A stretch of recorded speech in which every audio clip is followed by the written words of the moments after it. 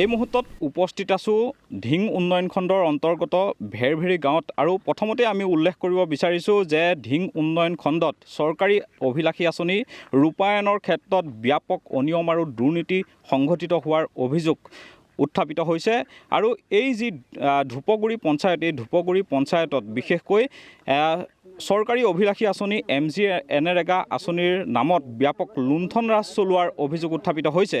মই প্ৰথমতে কিছু পৰিৱেশ দেখুৱাইছোঁ। এই যিখন পথাৰ আপোনালোকে দেখিছে, এই পথাৰ যাৰ নামত আছে মাটিখিনি, এই মাটিখিনি আছে দিলদাৰ হুছেইন নামৰ যিগৰাকী ব্যক্তি, তেওঁৰ ভূমি।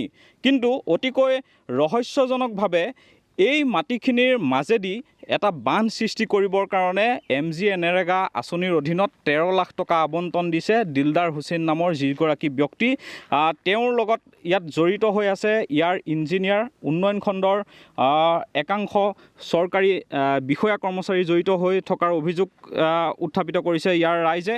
আমি পোনপটীয়াকৈ তেওঁলোকৰ পৰা জানিবলৈ বিচাৰিম যে আচলতে চৰকাৰী অভিলাষী আঁচনি ৰূপায়ণৰ ক্ষেত্ৰত হৈছে কি আপোনালোকৰ পঞ্চায়তত? হয়, আজি আমাৰ চাওক MGNREGAৰ নামত আমাৰ ধিং ব্লকৰ ধূপগুৰি গাঁও পঞ্চায়তৰ বেৰবিৰি গাঁৱত যি দুৰ্নীতি আৰম্ভ কৰিছে, আমাৰ মানুহে অহা যোৱা কৰা যিবিলাক মেইন ৰাস্তা, সেই ৰাস্তাবিলাকত পানী হৈ থাকে আৰু এইটো এগ্ৰিবান নামৰ যিটো ডন আমাৰ এমাউণ্টটো ধৰিছে, এইটো সম্পূৰ্ণ নিজৰ পুখুৰী বান্ধিবৰ কাৰণে, নিজৰ আলি বান্ধিবৰ কাৰণে পইচাটো ধৰিছে।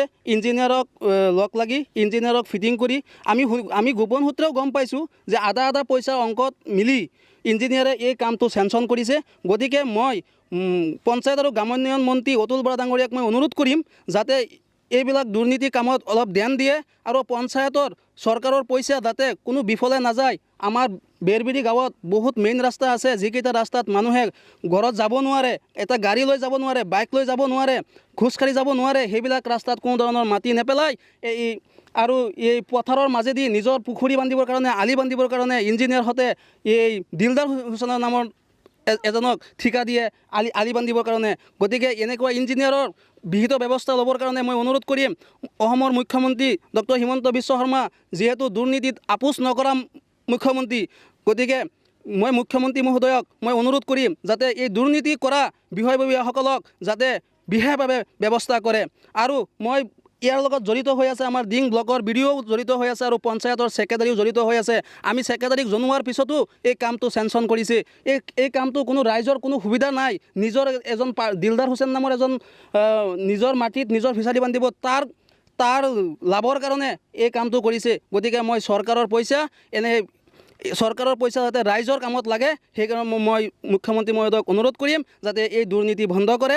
আৰু আমাৰ ধূপগুৰি পঞ্চায়তত বহুতবাৰ কেলেংকাৰী হৈছে, MGNREGAই হওক, PMI হওক, আমি উচিত তদন্ত কৰিব লাগে। আমি উল্লেখ কৰিছোঁ যে ব্যক্তিগত মুনাফাৰ বাবে এতিয়া চৰকাৰী আঁচনি ৰূপায়ণ কৰাত একাংশ বিষয়া কৰ্মচাৰী উঠি পৰি লাগিছে। ইয়াৰ মূল উদ্দেশ্য হৈছে যে লুটিপুটি খাব লাগে, চৰকাৰী ধন লুটিপুটি খোৱাৰ উদ্দেশ্যৰে এই যিসমূহ অভিলাষী আঁচনি, চৰকাৰী অভিলাষী আঁচনিৰ নামত লাখ লাখ টকা আবণ্টন দিছে আৰু তেওঁলোকে লুণ্ঠন ৰাজ চলাইছে।